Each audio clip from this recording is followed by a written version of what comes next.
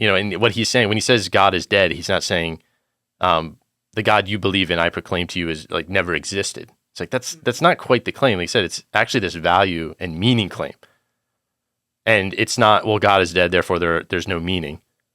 It's actually, now you have to create meaning for yourself.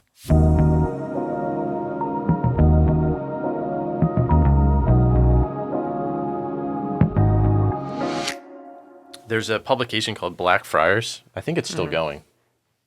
But it was a publication that Victor White wrote in. And they have one here called Art and the Christian Tradition. And it says here, it is only when beauty is seen by the artist and by those who study his work as in no way reflecting God that art becomes an end in itself. Because I know that's something like forsake the end. So it's like, it's like if it's not. Yeah, I mean, my last song is very much about that from just a perspective of. Not the one you released? Yeah. The one that I sent to the group chat. Yeah, that one. Okay. Yeah, sorry. Just because it was like I'm in a state now where I'm like, I don't have to make music. Mm-hmm. So what is this for? Like, it just can't be for like, it's for me. Like, I have 6 kids, like it's like my time is so precious. And so this better be for something worthwhile doing, or else I'm just not going to do it. And then then it just a cascade of like, everything is like that. Yeah. Shoot, what am I doing? Yeah. So eventually, like, I had to anchor that to God, or else it just became a vanity. Yeah. Yeah. Gosh. I don't even have 6 kids, but just doing this, like trying to get up earlier and everything like that, like time has become very precious to where Sarah's like, well, like Peter and Sarah want to hang out this evening. Yeah. I'm like, no, like, actually, like sorry, like my time, but I got to use it for other things. But shoot, I was gonna say something. Oh, the song was really good. I listened to it. Thanks. It was very good. Appreciate it. It felt like in a good way. It was something that you would actually like. You'd hear on the like. I was gonna say a radio, but like who listens to the radio? A popular song that you would hear like somewhere else. Was it just like? It is funny as a creative. That's like it's like not a backhanded compliment, but it does feel like that sometimes. It's like, oh, this seems like a real movie. Like, this, like your podcast is good. It felt like a real podcast. It's like it's true though. Yeah. I can feel sometimes when we're podcasting, like I'm getting into a flow, and I'm like, this sounds like a podcast. Like, we're doing the thing. It's happening. It's working.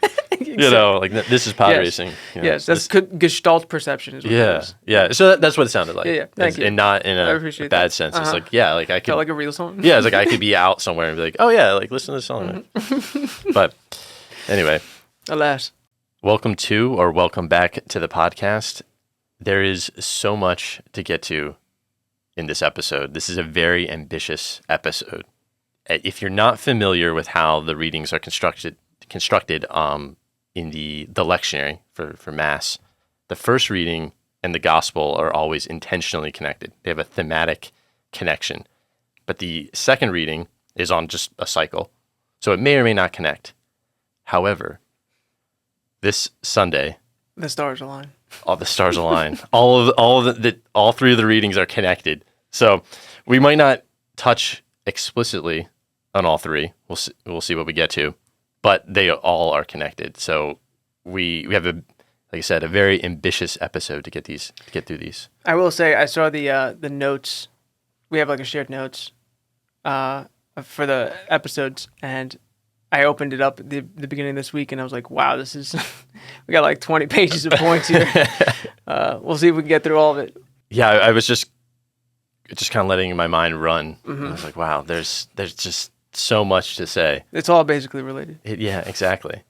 So a little fun fact, though, about our readings this week. This is the only time in the lectionary cycle on a Sunday or feast day where you get the reading from Ecclesiastes.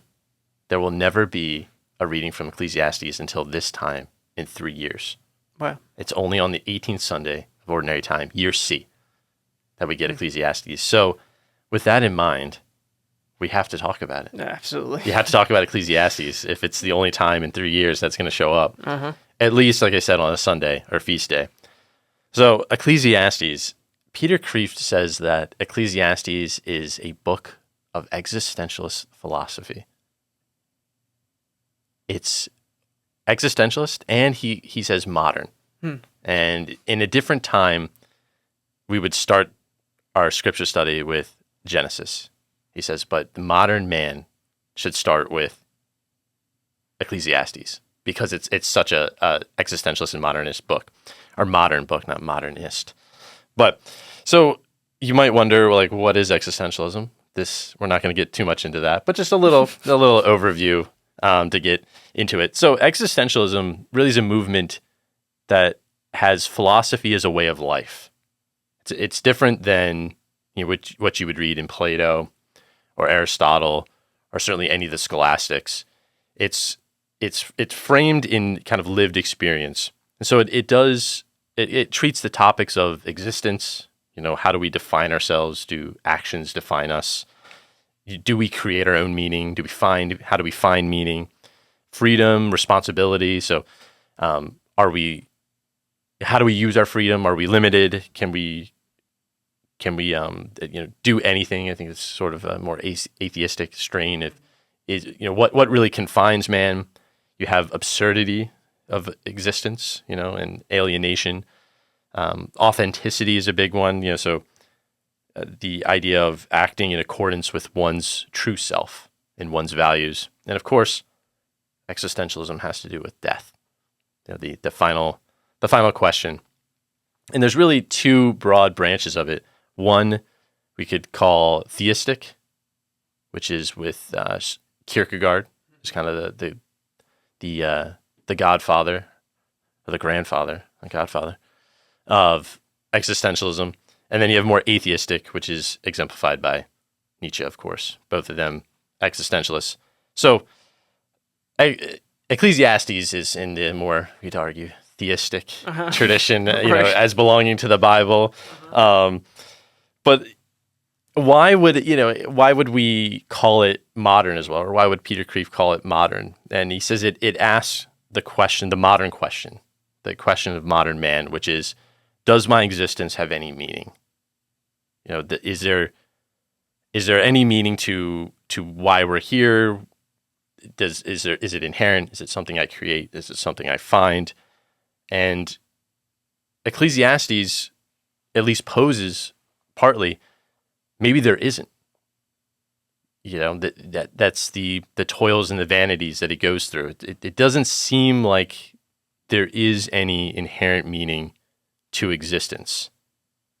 And that's how he begins, with vanity of vanity. So we could say that Ecclesiastes kind of poses the question to which we hope the Bible is the answer. It's the question of, is there any meaning to my existence? Is there any meaning to anything out here? So he's concerned with, Ecclesiastes is concerned with what is, if there is, what is the greatest thing? What is the sunum bonum, as Thomas would say, but also Bishop Barron. I love saying that. What is the ultimate end? What is purpose, the point, the ultimate goal of human life? Is there any meaning at all? And so, Ecclesiastes. Can I ask you something? Ahead. Yeah, question on why is it a modern take to ask, does my life have any meaning, as opposed to prior eras in history? Why is that a question that we ask now? And then Ecclesiastes seems to be asking that question such a long time ago. What's going on there? That's a good question. You're right, because it's a modern question, but yet it was asked. So in the people ancient before period. the modern time just didn't have a problem with that, or I think it's that perhaps meaning was a given. It's like if you work at least in a somewhat religious setting, whatever religion that may be, it's your life is a part of this cosmic drama, of the gods. You have a part to play in this, no matter what you are, from the lowest to the highest. And I think it was taken for granted, perhaps, or as I said, a given. It's like, well, of course my life has meaning. I'm made in the image and likeness of God. right? Assuming, you follow the, obviously he would, the Hebrew scriptures. God has created me from his own image and likeness. He has set me over creation, dominion. And so I find meaning in relation to God. But I think perhaps Ecclesiastes is willing to challenge that and say, but what I see, perhaps that's what I'm told, but what I see is that all the toil and the work amounts to nothing. Right. And I think that's modern man's particular problem, because modern man is someone who is generally,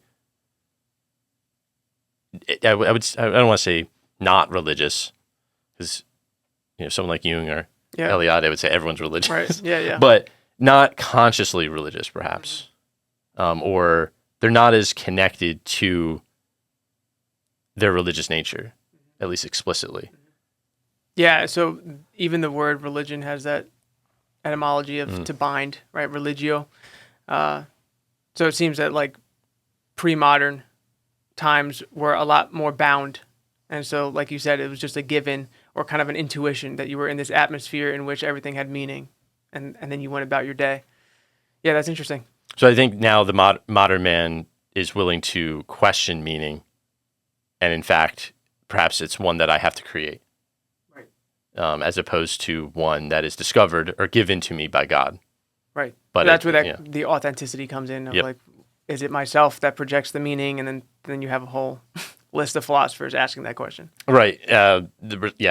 Authenticity, responsibility. Who, like, to whom am I responsible for, or to? Again, in a religious environment, it would be, well, ultimately God, or the great commandment, God and neighbor. But now with this rise of perhaps individualism, it's I'm responsible to myself, and only to myself. It's like, well, that's going to be a problem for meaning. Finding meaning, and like I said, without sort of a religious infusion to life, all does seem vain and therefore lacks meaning. I'm thinking of Jung's necessity of the symbolic life. It's like all is banal, and the people who have a symbolic life see themselves in a greater narrative, and they can see even the most ordinary things as sanctified, as part of a hierarchy. But without that, then it's why do any of this? Yes. Okay, sorry to derail you. No. Continue. All right. So he observes the five toils. Perhaps life under the sun is seeking maybe wisdom, pleasure, and maybe it's wealth, power, duty, piety, and then even he says kind of all these seem vain. Everything seems the same. Death is inevitable. That's very existential. He says it really is hard to tell what happens to a man when he dies and an animal. They both die, and who knows where they go. Same thing with the fool and the wise man. He says, being wise is better than being a fool. But even then, he's like, but in the end, you both die. So what is the real advantage? He says, time just kind of keeps on ticking away. There's evil that seems to go unpunished. And in the end, we're not really sure why God allows these things to happen. And you can't really question him because he won't answer, or he's too unknowable. That is another interesting thing about Ecclesiastes is God is completely silent throughout the entire book. It's just a monologue. Like God never has a line or anything like that. I don't know if it's the only book like that, but it's certainly one of them. So the main theme, again, is these vanities, the five vanities we went over. And it comes from a Hebrew word that means emptiness. It's a vapor, it's air, it's, absurdity, it's futile. Interestingly, this is also the name that is connected to Abel, the son of Adam and Eve. And I think it's because, at least what I saw, was that his life was quickly taken from him by Cain. So his life was fleeting. But it has this nature of something transient, lacking substance and fleeting. So all life is subject to change. Nothing is new. So kind of why do any of these? Given that life is vanity, there's various interpretations of the book, and the person in the book is identified as King Solomon. Depends if you're a historical critical guy. It's obviously not King Solomon, but on this podcast, it's King Solomon. Just like it's not pseudo Dionysius. We're going to try to go for Saint Dionysius. That's right. You know.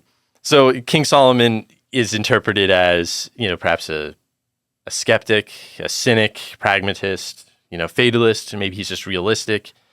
But clearly he's sort of, you know, he's disillusioned, or he has no illusions about society and its you know, functioning. So ultimately, though, he's not despairing of life.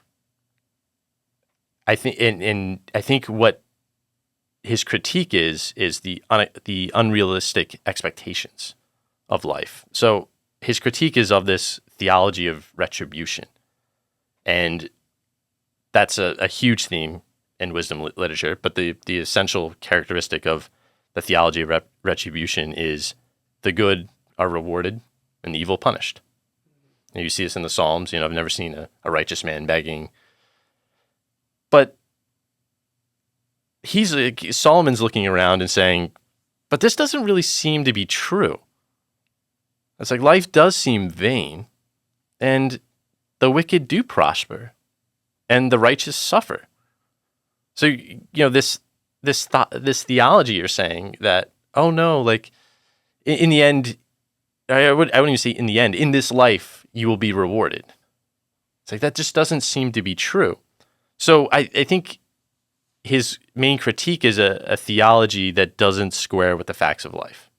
Mm-hmm. Is, you know, I've observed everything under the sun, he says, and I don't know if it's exactly true. That's how life works. It kind of reminds me a bit of a critique of Carl Jung about dogma needing to connect to real experience, and that was sort of undergirded his understanding of the privation of the good, you know, evil. It's like, well, evil seems kind of real. Yeah. You know, it's like you can say darkness is just the privation of light, but it's still terrifying. I don't know if that's like comforting in the midst of like actual like feeling evil. Like it's just a privation. It's not there. Well, that's what he says in Ion. It's like, yeah, you can say that it's just an accidental quality or a lacking of a good, but it seems like World War II was really ugly. Right. And it's hard to just say, well, you know, privation, you know, same thing with any sickness. But so certainly King Solomon's not a nihilist. He's not an atheist. You know, he believes in wisdom, even though you might still die, and he believes that you should still fear God in the end. You know, God is the one who judges. But still, what is our life for? So, with all that in mind, that we're going to base our discussion off that on the first line from our reading, from our first reading, vanities of vanities. All things are vanity. So with our hermeneutic of suspicion, our medieval hermeneutic of suspicion, we can give this its due and say maybe life really is vain. Like I said, his critique is the observation of life, and it doesn't. Sometimes life doesn't always appear really meaningful. You know, I guess especially for us, you know, modern man. You know, perhaps nothing really does matter. And I think there's, you know, not to get too technical, but there are two forms of nihilism. There's the Nietzschean nihilism, which people mistake for the other form of nihilism, which is that nothing matters. Like for Nietzsche, like it was actually a stepping stone to something else. It wasn't that nothing matters. So if we take nihilism in the second sense, that nothing really matters, it feels as like a half truth or apparently true. Like, again, like life doesn't automatically just strike us as meaningful. It does seem like there are things that are fleeting, and you're always kind of grasping for a horizon that's just, just always receding from you. And I told my wife this story about how every single time I go to a funeral, or a wake, and there's an open casket, I look at the person, and there's just a moment, maybe fleeting, a vain moment, a fleeting moment, where I think, maybe this is it. Mm-hmm. Like maybe this is all there is to life. You live and you die, and that's it. And life goes on. Yeah, I'm reminded of the stories that Ivan and Brothers Karamazov would tell Alyosha about, like, all the evil atrocities that happen or the random deaths that would happen. It's like both of those are real things that you have to contend with. Like somebody who feels like their life is super meaningful, they have their whole life ahead of them, and then they like randomly fall off a cliff. It's like, well, they're gone now. What the heck? Like, if you're related to that person, like, you have to like stare that in the face as a reality, not like a hypothetical. Like that person actually died and their life is ended. What do we make of life? Like, yeah. That's a crazy. Yeah, that's really. Yeah, it was. I'm like, yeah, I'm freaking out thinking about it right now. Yeah, no, that's what I'm saying. We got to give it its due and say, right. There are certainly people who live an enchanted existence. It's like life is immediately meaningful for them. That's great, but I think for many, it work isn't meaningful. Right. Family isn't meaningful. Relationship, whatever. So to take that seriously, I'm thinking of, from your point of Gandalf, it's like some who deserve death get life, and some who deserve life receive death. Right. It's like I feel like that's from Ecclesiastes. It's like, how is this fair, and how is it meaningful? Yeah. Perhaps even more, even deeper.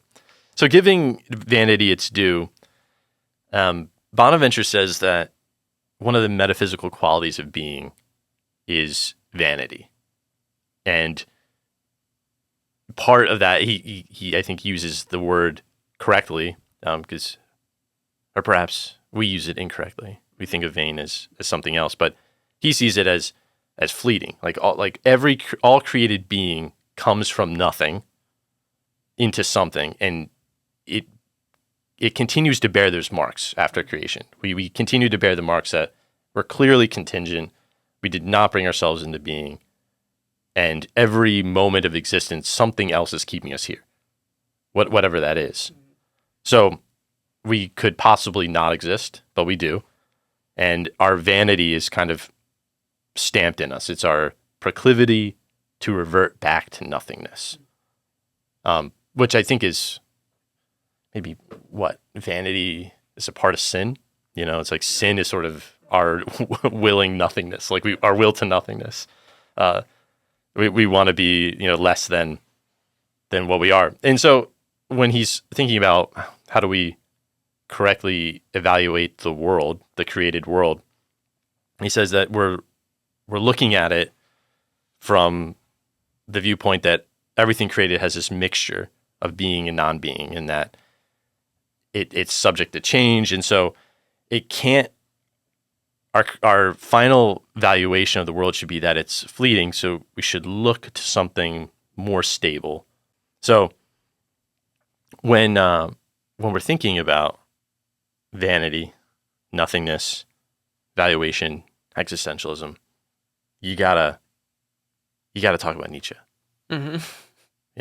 If you're going to think about Bonaventure, he's talking about how to find the correct valuation. That was one of Nietzsche's things. So Nietzsche has two ideas that are connected: the death of God, also nihilism, and what he calls the revaluation of all values. Sometimes it's called the transvaluation, the shifting of values. So nihilism, or the death of God, means many things, but broadly speaking, it's the idea that the Christian God has lost power over man. The Christian God can be whatever is transcendent and maybe the source of ideals or norms, principles, values, that thing, the thing set above man, has died. And all of those things that have died are the things that impart meaning. So the source of meaning, you could say, has died. And now everything's kind of up for grabs. So that's a different claim than just saying God doesn't exist. Right? So like the common like association with God is dead from Nietzsche is like, oh, he's just an atheist. It's like he's claiming that this kind of idea is that the means by which you perceive the world is dead. And so you need a new one. That's kind of like a lot more substantial than like, well, I'm going to have an argument about atheism with you. Yeah. That's a meaning question. Like I said, I think it's the popular understanding of nihilism is, well, nothing matters. Right. Like you said, like it's atheism. But the interpreter I read of him, Walter Kaufmann, he's like the definitive translator of Nietzsche. He says Nietzsche's not really even an atheist necessarily. And what he's saying when he says God is dead, he's not saying the God you believe in, I proclaim to you, is like never existed. It's like that's not quite the claim. Like he said, it's actually this value and meaning claim, and it's not, well, God is dead, therefore there's no meaning. It's actually now you have to create meaning for yourself, and so that's maybe a topic for another time. Maybe we'll get into it here. It's like how do you create meaning and value for yourself? Right. But that's Nietzsche's project. So yeah, he's saying that the very place of meaning has disappeared, has died.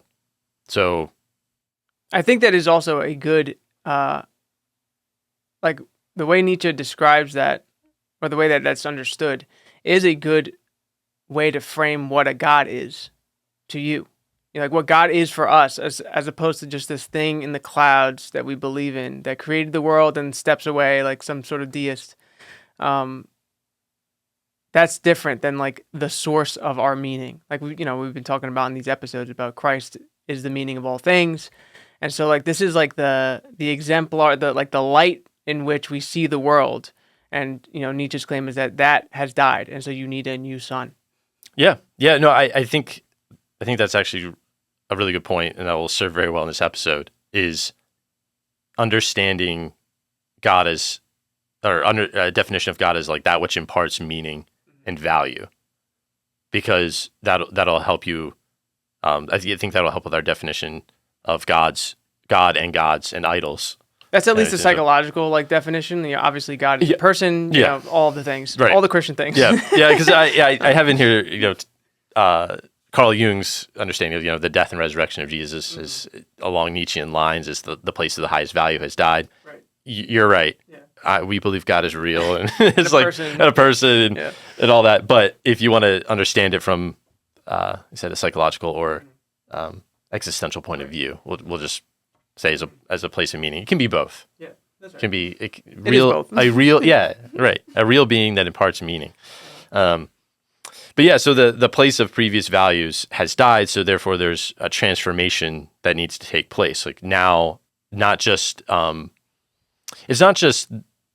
that the values themselves disappear or fall away, but like the nature and the direction, the definition, and the essence of values themselves are transformed.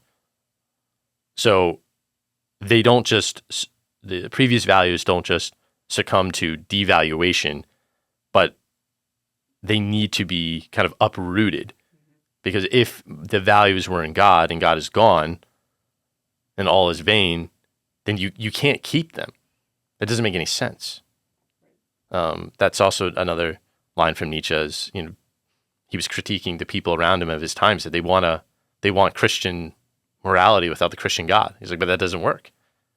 So if God is truly dead, then there needs to be as he says, like a metamorphosis of all values, and there needs to be a new principle that grounds these values.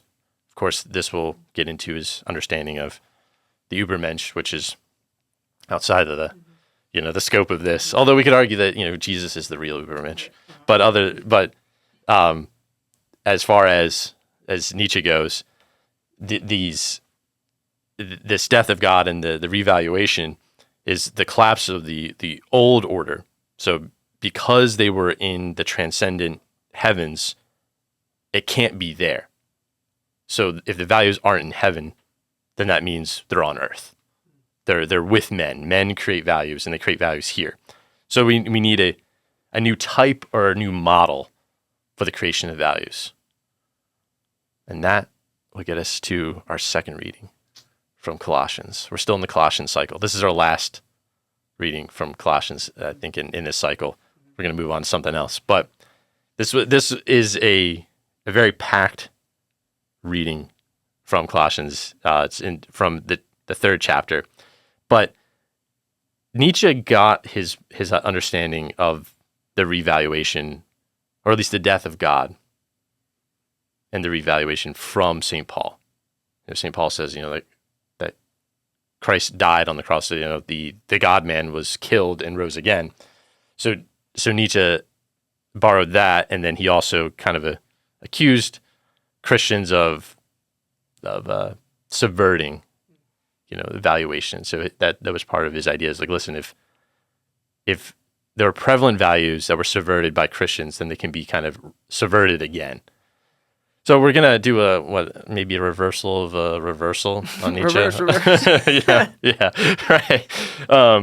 And say that it's true that for the Christian, Christ has died and rose again, and therefore reveals a new valuation for man. And that's what he's saying in this reading is, if you were raised with Christ, therefore you have died with him. So Christ died and transformed the cosmic order. Therefore, you should die and transform your kind of microcosm. The place of your valuation and the hierarchy of your values is now transformed with Christ, with your life in Christ, as he says. So your mind, he said, the authentic existence of Christians is outside of yourself. Like the opposite kind of here of Nietzsche. Nietzsche values are on earth. They're with men. But St. Paul is saying values are now not with you, not on earth. In fact, you should put them to death. Again, the death of the old values, the death of the old man, and be clothed with the new self that is in Christ. But that can only be given to you. Right. You can't. You think about. We skipped the chapter, but the chapter before this in Colossians, he's talking about baptism. You can clearly see the reference here, obviously in this reading that we have. But even if you think about baptism, you can't give yourself baptism. It has to be administered by another person. So even the identity you receive in Christ is something that you receive in your baptism in Christ is something that can only be received. Like, I don't create that identity for myself. Even if you were to choose to be baptized, you're still receiving it from somebody else. Like, ultimately, obviously infant baptism, you don't have a say. But yeah, that's really interesting. The whole like Ratzinger's relationality emphasis on faith being a relationship with something other, and then just thinking about the cliches of like, oh, my life is meaningful because I'm a believer, I believe in God and all that. Like even that has its foundational core in a receptive manner, and not like I'm a Christian and this is what I'm putting up from myself. It's like, no, that's all actually dead, and you chose to receive meaning from something higher, which is completely opposite of what Nietzsche is proposing. Yeah. No, this whole reading from Colossians is saying that it's a radical change of your identity.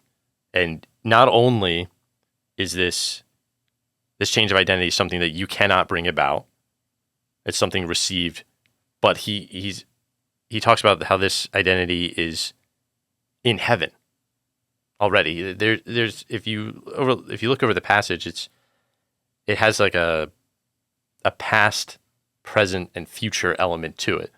That in the past you were baptized, but in the present, you seek the things that are above.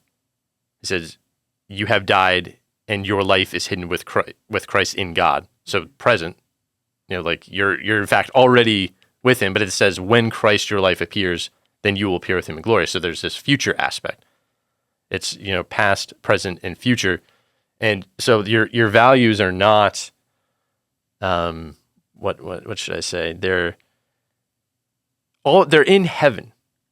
And that seems like a strange thing to say, because again, it's so easy to be like, well, my values come from heaven.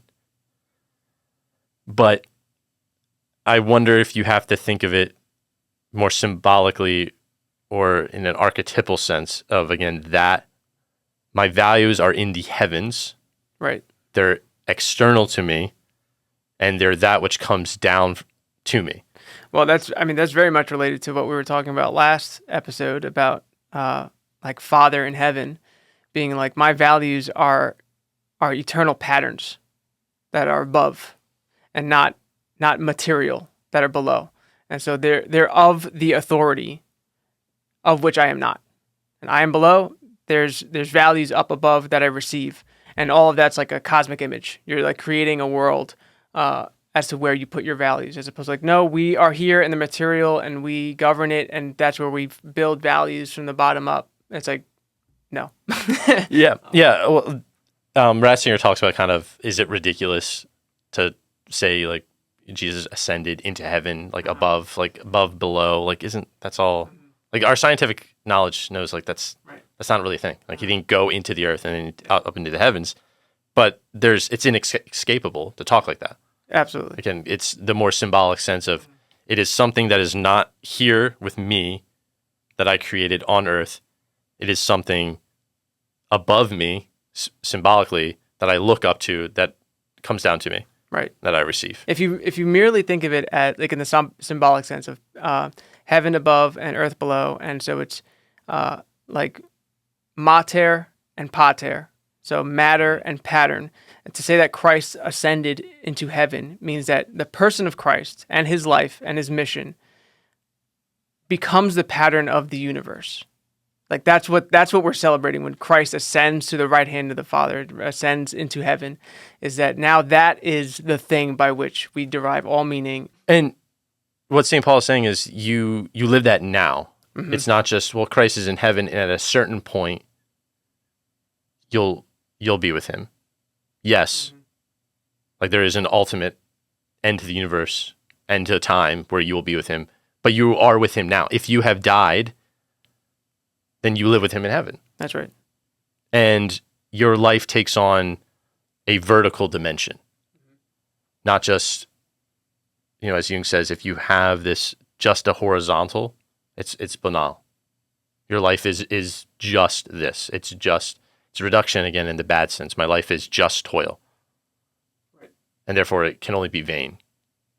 Because, as St. Paul likes to say, what is above is eternal and non-transitory. What is on earth is transitory. So if my life is just fleeting and there is no heavenly, truly above, then it's nothing. Yeah, I guess. Yeah, I've actually thought about the like yin yang symbol as a really good descriptor of horizontal perspective, in that like it truly is dark and light mixing, and at any moment one can become the other, and it's constant change and it's cyclical, and that's kind of like a top-down perspective of a horizontal world, in that the transcendent is actually not present in that image. Is because you're looking at it from top down. And so life has meaning when that kind of cycle starts to spiral upward or downward, right? Like you can have idols that corrupt. But yeah, true meaning, and like to get out of that cycle of dark light, constant cyclical nature of things, is to actually have a vertical dimension to your life and move upward in a spiral. Yeah. Yeah, I think the idea that life is kind of inescapably dual. Like there's like, it just seems like we think in dualities, and that's the only way. We we can think, light, darkness, good, evil. I mean, I would argue, like, this is definitely a topic for another time, of just like, that's the world we live in post-fall, right? Yep. The knowledge of good and evil. Like, after you eat the apple, now you're in a duality. And that the revelation that comes with the gospel, like when Christ enters the world, then he reestablishes the vertical dimension. And Right. Like, that's the whole story. Yeah, and now those, you can reconcile the opposites. That's right. But post-fall, a non-Christian view, like life is duality. Right. Yeah. You were talking about, you mentioned idols, which is also in our second reading, where St. Paul equates greed with idolatry, and it's this extreme covetousness, this kind of insatiable hunger for things. And I also want to take that line seriously, because it's easy just to be like, hey, don't be an extreme like capitalist. Don't be an extreme consumer. Having too much money, being obsessed with money, that's idolatry. It's like, but let's take it seriously about what are idols? What are gods? How does greed become a god, or how is it connected to idolatry? Right. It does seem like this is, at first glance, like this is just a random vice he's throwing out there as like a problem. It's like, it's actually very essential to the nature of not having the proper God, and therefore nothing satisfies. And so you spend your whole life consuming everything, creating idols, and that's why it's all connected. Yeah, right. And it's because you're consuming the material world, which has as a metaphysical property of vanity, it's fleeting. And so you cannot consume enough. That's right. Because you cannot be satiated, because it's not something that will actually give a deep and sustaining meaning to your life. So we talked about a God being earlier that which imparts meaning and value to your life, and you had some good thoughts before we began about that, like the idea of an idol imparting meaning, or a god. Well, yeah, we were talking about earlier in the episode, about how the psychological understanding of a god is that which gives meaning and sustains your perspective on life, or like reveals the world to you. So having an idol, let's say it is money for that, for the sake of simplicity, even though it's kind of cliche. If all you care about is money, then the world will reveal itself to you in light of that, right? And even in the symbolic sense, in the light of the sun of money, like we can like speak that symbolically of it. And so you're going to have motivations to be able to continue to pursue money, and everything that you do in your life from day to day, subconsciously, will be nested in a hierarchy to serve money. Ultimately, that's not going to bring you meaning because of the metaphysical property of the material world, per Bonaventure, right? It's a vanity. And so it's going to eventually leave you wanting more and more and more, and you continue to serve this as a wrathful master to you. Like, you become enslaved to it because it doesn't sustain you, and so you continue to pursue it and pursue it and pursue it. Maybe leave it for something else. It's pleasure. And then everything, your life reveals itself to you in light of that, and then everything is ordered to that. You might have actual motivations to do something. It doesn't mean you become like stagnant. You're actually going to have like an animating principle to you to be able to pursue the next thing, but subconsciously it's nested in an idol that ultimately won't fulfill. Yeah, it's the ordering your life to this thing. Right. I think that is what adds a little bit more of the religious nature to it.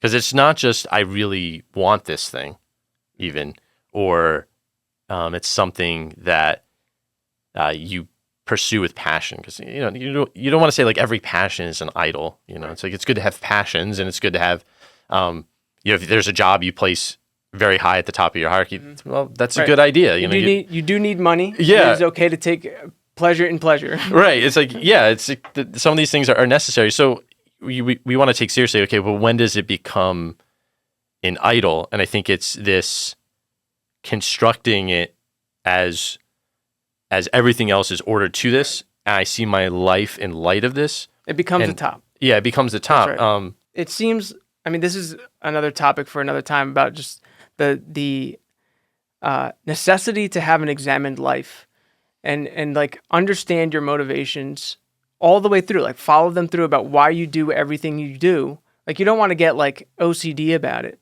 but a meditation as to the motivations of what you do really reveal what you worship, right? Like everything has to be ultimately nested in the love of God and the pursuit of holiness, as cliche as that sounds, or else things just turn on themselves. Even if it's like, I want to raise my family so I can boast about how well of a family I raise. Like that's pride, like that's a really good thing to do. But like all the way under in my subconscious, there might be this motivation of pride, and I have to eliminate that, or else that becomes a little self-serving idol, vanity. And then I'm like, why is my life meaningless? What's going on? Yeah. Yeah. The examination of desires and motivations that's rich, because I don't like, there was a time I think before I started reading Jung where someone would be like, why do you do that? You're like, I don't know. Yeah. And it's like, yeah, but you do it for a reason. Like, I don't know is not a good it's actually not a good answer. And even like the behavior of other people, it's like oh, they're crazy, that's why they do that. And it's like, no. Like, even if you're crazy, actually, like insane or something, like in a technical way, there is a reason. Mm-hmm. And you really want to, you don't want to just be satisfied with the surface level understanding. It's like, no, to what end are these desires? Right. So that's what it really means to create an idol, and not just the like, oh, you're worshiping a statue. Like, it just means that you have something of value that is not God, that is placed at the top, that reveals the world to you, and has like subconscious motivations to your actions. Mm-hmm. You can have multiple idols, right? You can be polytheistic. Yeah, that's again another huge branch of like why monotheism. There has to be one at the top, or else you become a schizophrenic self, like a split self, and all your desires are unified in the one God. Right. Jung's understanding of God, again, from a psychological point of view, is just the strongest and most like effective position in the psyche. So what is the thing that is like the highest level, the highest level of position in your psyche that kind of gives you compels you with the same belief, fear, or devotion that you would from God. And I do think not just greed, but we'll take greed because it's in our readings, actually does compel people with that same, like I said, if you think about it in terms of devotion and fear, especially I think fear, like the loss of money or the loss of status or loss of position. And the loss of it, as St. John of the Cross would say, like it will actually lead you to suicide. Because that God has died and you have died with it. In a perverse Pauline sense, Jesus died and rose, so you die and rise with him. Right. And this is like your money has died, therefore you have died. Right. Money doesn't rise from the dead, but it doesn't. But it doesn't rise from the dead, so it's gone. That's right. The Jung also says that people says they're delusional if they think that they create God for themselves. Mm-hmm. It's you choose God, but you don't create him. He says that if you think about your desires, your habits, your impulses, resentments, all these things, all these natural facts, he said they function like an Olympus full of gods, that inside you is the pantheon, and they all these desires want to be worshipped and feared just like anyone else. And in fact, they might even kind of spill out of you that not just you worship your own desires, but perhaps other people might worship them as well with you. That these desires kind of possess you, so we think that we have desire, but oftentimes it's probably more correct to say that the desires have us. Yep. The principalities, as Jung says, the principalities and powers are always with them. We have no need to create them. It's merely incumbent that we choose which master we serve. So I think that Peterson really brought this to a forward when he was getting popular, of kind of personifying your desires. Because I think if you take a materialist understanding of the world, I guess it's more cringe to talk about greed as idolatry, because it's like, it's just money, Right. it's just paper. Like, it's not. Right, now it's not even paper. Right. It might It's not, Bitcoin. right. It might not even be plastic. It might be digital. Uh-huh. It's like, but if you take a little bit more of a symbolic understanding of it, or psychological understanding of idolatry and greed, it's like your desires, if you personify them, it's like, then you might actually think that you're worshiping them. Right. That greed is something that has you. And the advice from St. John the Cross is like, well, deny your desires and see what happens. And if your desire is denied and you feel fear or whatever, resentment, whatever it is, it's like, well, it might be more of a God than just a natural impulse. Right. But part of the dark night of the soul is that stripping of the false idols, and even which I think is necessary for everybody, but perhaps a strange idea, is even good ideas of God are sometimes stripped away and purified. So it's not even like, well, if you're an idolatrous person and you go through the dark night of soul and you realize, it's like, well, not our images of God are not God. Because God cannot be made into an image, and only Jesus can be the image of God. So whatever images we have, good or bad, are slowly burned away. And I would say with that is false understandings, or even the false gods that we have, and slowly we realize perhaps the things that we revolved our life around. And we realize, as you said before about idols, it can't sustain.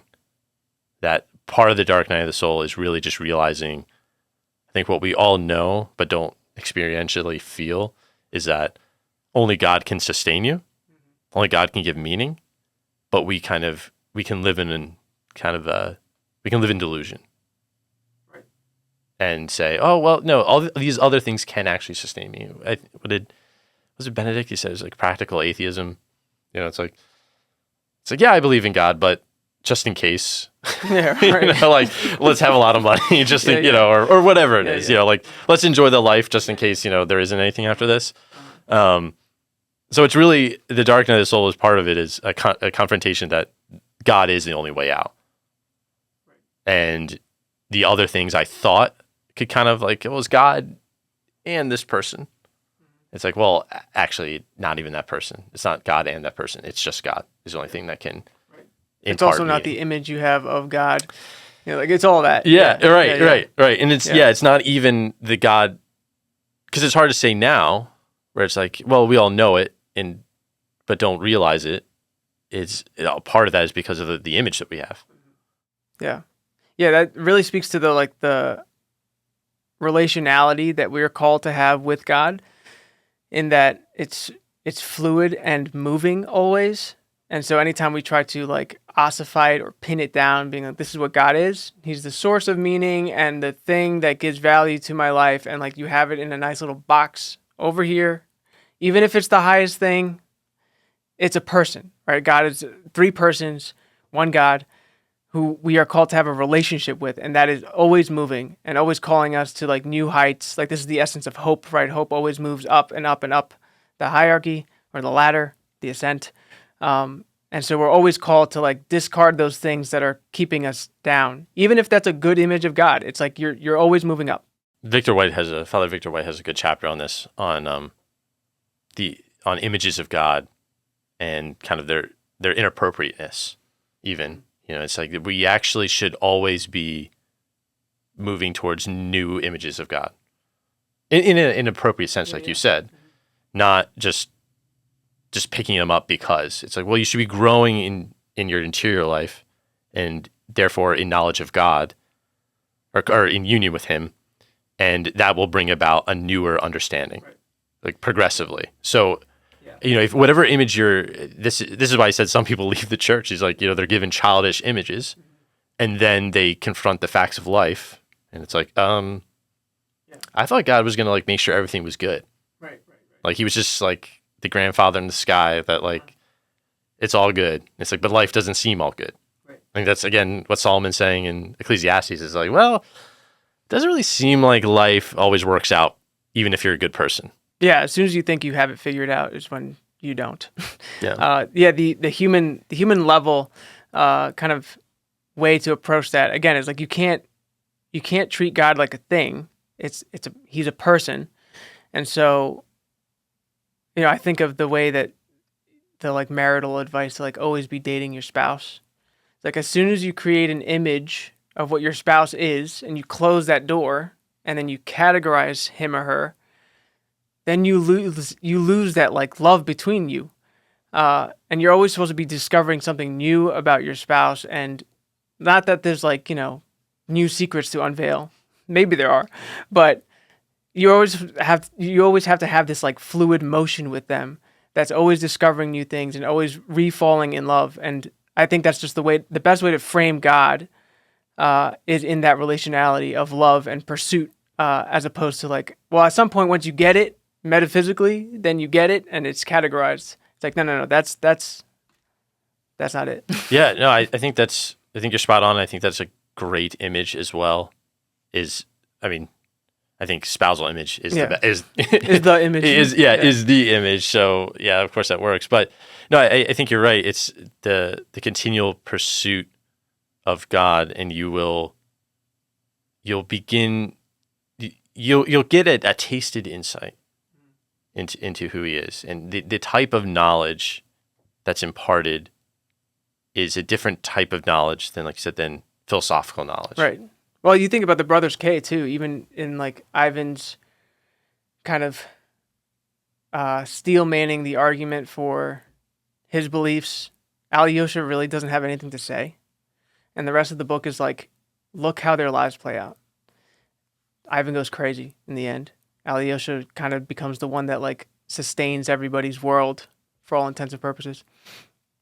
And so the kind of propositionalizing of who God is and what meaning life has is ultimately vanity, to tie it all the way back. And it's like you start to create an atmosphere and start developing an intuitive sense about the meaning of life when you're in relationship with God.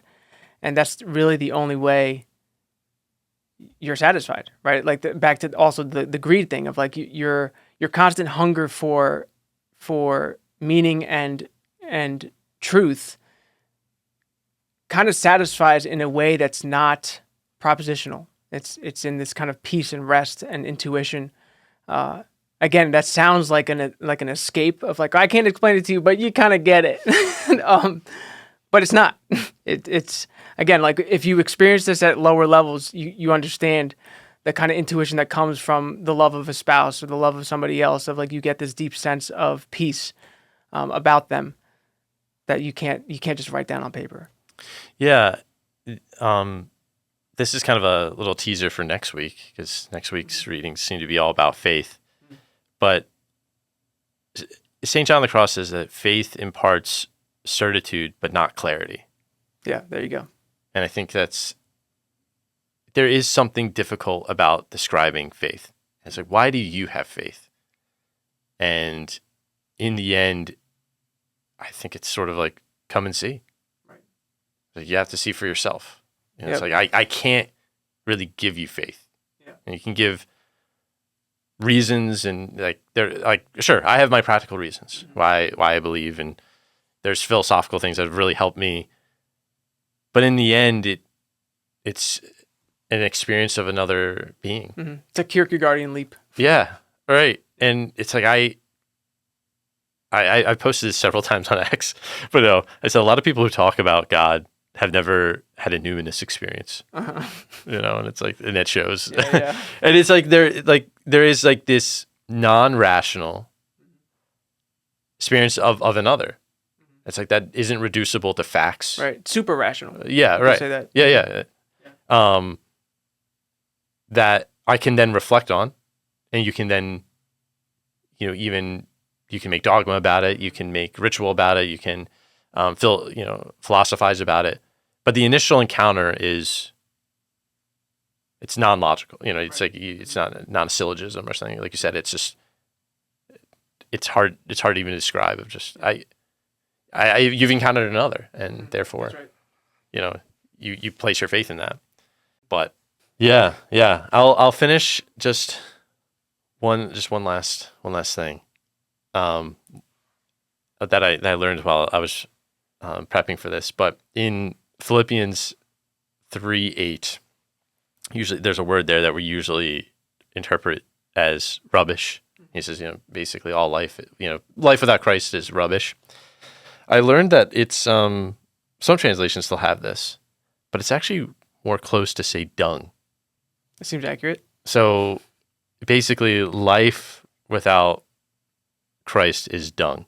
There it is. But like I said, a little teaser for next week. You know, we can also say that you need a faith that is not just not just a propositional faith, but a faith that is that's like a love affair, like you said, that you put everything, that's spousal. So we'll leave it there.